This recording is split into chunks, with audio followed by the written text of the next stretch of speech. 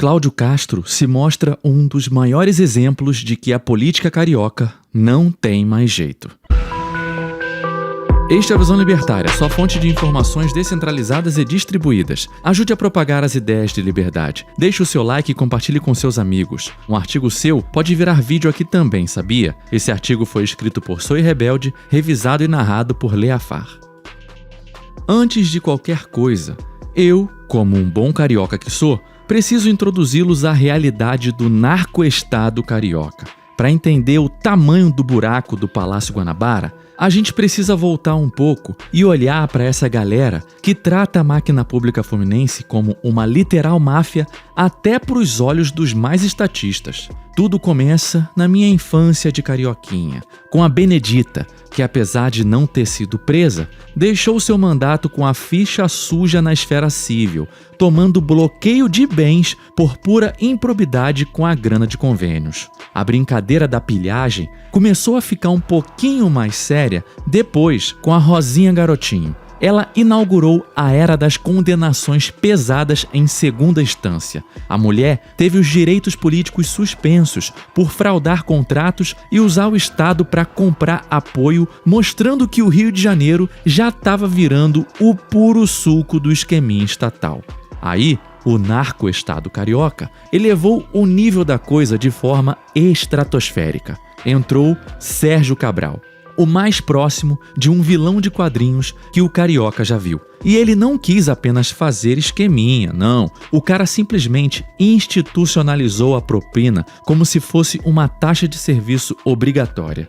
Ele pegou o governo e transformou no maior sindicato do crime que esse país já viu operando o executivo. Toda a grande obra, todo o serviço público tinha um pedágio pesado indo direto para o bolso dos amiguinhos do rei, drenando a riqueza real antes mesmo dela ser gerada pelo setor produtivo. O resultado dessa gambiarra criminosa, o cara tomou mais de 20 condenações nas costas e acumulou a marca surreal de mais de 400 anos de prisão.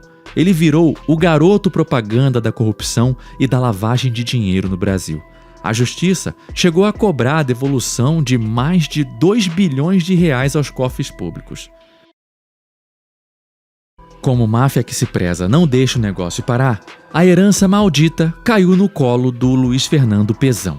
O cara assumiu a cadeira de governador para continuar tocando terror, mas a bomba fiscal do estado finalmente cobrou a conta.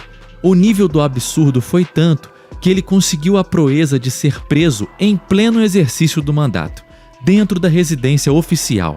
Tomou quase um século de cana em primeira instância porque manteve a mesma máquina de moer trabalhador e lavar dinheiro rodando a todo vapor.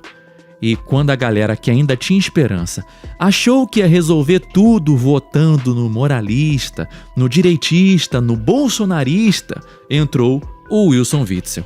O cara se elegeu com a promessa de que com ele seria diferente, mas provou que a politicagem não tem escrúpulo algum.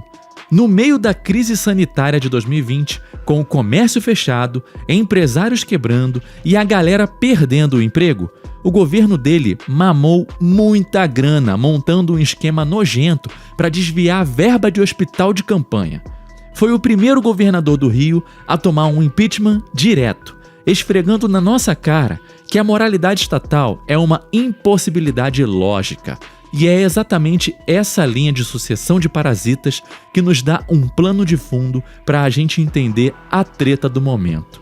A PF acabou de bloquear dezenas de bilhões e o alvo da vez é o Cláudio Castro. No dia 15 de maio, o ex-governador Cláudio Castro acordou com a Polícia Federal batendo na porta da sua mansão luxuosa na Barra da Tijuca. É a Operação Sem Refino. E adivinha qual é o enredo? O de sempre, um governador carioca operando a máfia estatal a todo vapor. A treta toda envolve a Refit, a antiga refinaria de Manguinhos, que basicamente é mais ANCAP do que eu e tu junto. O esquema investigado é o puro suco da sonegação máxima. A suspeita é que os caras usaram toda a estrutura societária e financeira para ocultar patrimônio, dissimular bens e mandar uma carreta de recursos lá para o exterior. O dono da bola, o empresário Ricardo Magro, já estava com a corda no pescoço desde uma mega operação em novembro do ano passado. E agora? Agora o cara tomou um mandado de prisão na testa e a PF já pediu para pendurar o nome dele na difusão vermelha da Interpol.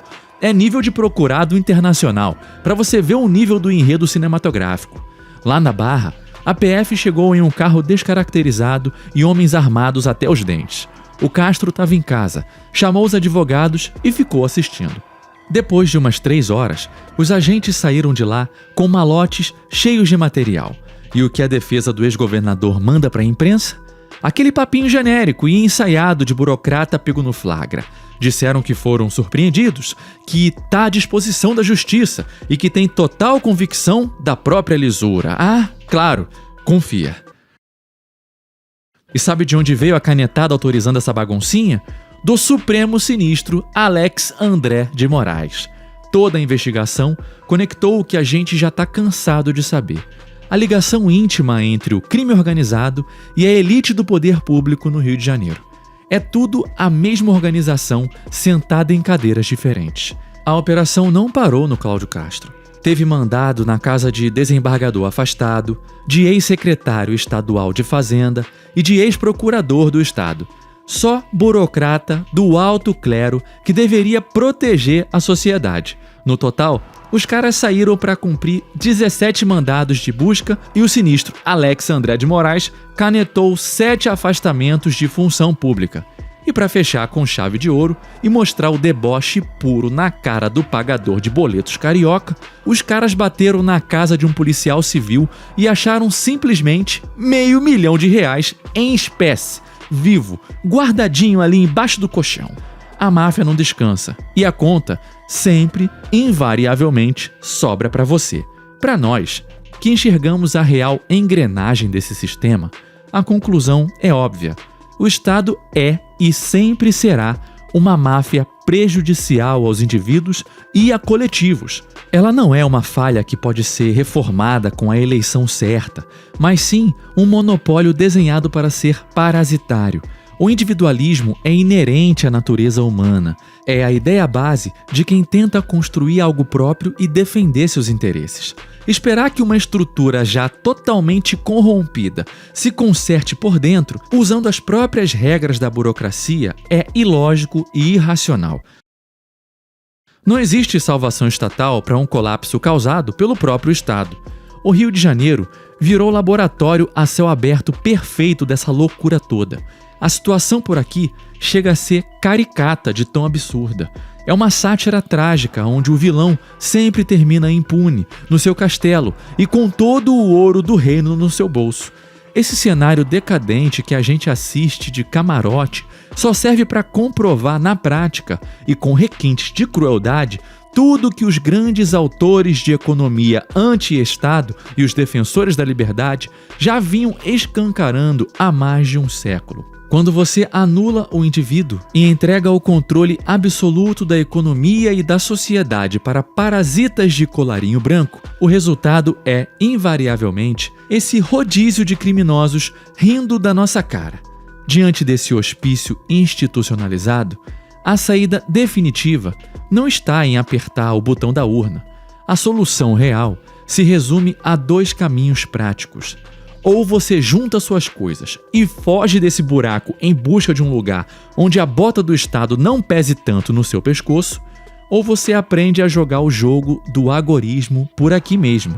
É a hora de descobrir formas de atuar fora do radar da máfia, fazer negócios sem pedir permissão, lucrar no mercado paralelo e proteger o seu patrimônio usando a descentralização a seu favor. Depender da doce esperança de que a vida vá melhorar pela via política é a receita garantida para morrer abraçado com a mediocridade. Construa a sua própria rota de fuga e deixe que a estrutura de cristal deles desabe sozinha. Obrigado pela audiência. Esse é um canal colaborativo, participe você também. Cadastre-se agora mesmo no nosso site visãolibertaria.com e envie seus artigos por lá. Os colaboradores recebem recompensas em Bitcoin. Inscreva-se no canal e clique no botão da campainha para ser avisado de novos vídeos. Um abraço e até a próxima.